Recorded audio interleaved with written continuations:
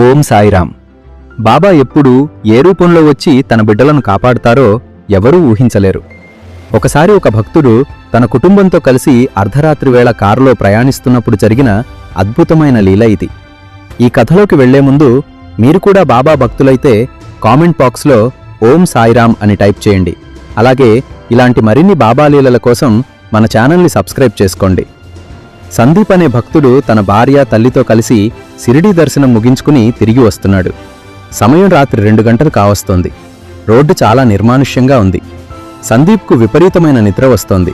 కానీ త్వరగా ఇంటికి చేరుకోవాలనే ఆతృతలో కారు ఆపకుండా నడుపుతున్నాడు. అకస్మాత్తుగా రోడ్డు పక్కన ఒక ముసలి ఆయన చెయ్యి ఊపుతూ కనిపించాడు. చూడటానికి ఒక సామాన్య ఫకీర్లా ఉన్నాడు. ఆ గొంతులో ఏదో తెలియని ఆకర్షణ ఉండటంతో సందీప్ కారు ఆపాడు. ఆ వృద్ధుడు కారెక్కి వెనుక సీట్లో కూర్చున్నాడు. ఆయన సందీప్తో ఇలా అన్నాడు, నాయనా, జాగ్రత్తగా నడుపు. నీ కుటుంబం నిద్రపోతోంది, కానీ నువ్వు నిద్రపోకూడదు. నేను నీతో మాట్లాడుతూ ఉంటాను, నువ్వు నడుపు. గంటసేపు ఆ వృద్ధుడు బాబా కథలు, జీవిత సత్యాలు చెబుతూ సందీప్ని నిద్రపోకుండా ఉత్సాహపరిచాడు. సరిగ్గా ఒక మలుపు వద్ద ఎదురుగా వస్తున్న ఒక లారీ కంట్రోల్ తప్పి సందీప్ కారు వైపు దూసుకొచ్చింది. వృద్ధుడితో మాట్లాడుతూ ఉండటం వల్ల సందీప్ చాలా మెలకువగా ఉన్నాడు. వెంటనే స్టీరింగ్ తిప్పి పెను ప్రమాదం నుండి తన కుటుంబాన్ని కాపాడుకున్నాడు. ప్రమాదం తప్పిందని ఊపిరి పీల్చుకున్న సందీప్ ఆ వృద్ధుడికి కృతజ్ఞతను చెబుదామని వెనక్కి తిరిగి చూశాడు. అక్కడ ఎవరూ లేరు. కారు తలుపులు తీయలేదు, ఆపలేదు, కానీ ఆ సీటు ఖాళీగా ఉంది.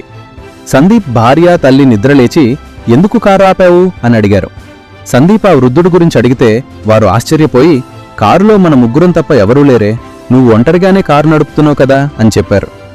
అప్పుడు సందీప్కు అర్థమైంది, తనని నిద్రపోనివ్వకుండా ఆ ప్రమాదం నుండి కాపాడింది సాక్షాత్తు ఆ షిరిడీ సాయినాథుడే అని. కళ్లలో నీళ్లతో అక్కడే రోడ్డుపై బాబాకు సాష్టాంగ నమస్కారం చేసుకున్నాడు. భక్తులారా, బాబా మనల్ని ఎప్పుడూ ఒంటరిగా వదలరు. మీరు నమ్మకంతో ఒక్క అడుగు వేస్తే ఆయన మిమ్మల్ని కాపాడటానికి 100 అడుగులు వేస్తారు. మన కళ్ల ముందు కనిపించే ఆపదలో ఉన్నదిలో ఉన్నవారికి సహాయం చేస్తే అది బాబాకు చేసినట్టే. ఓం సాయిరాం.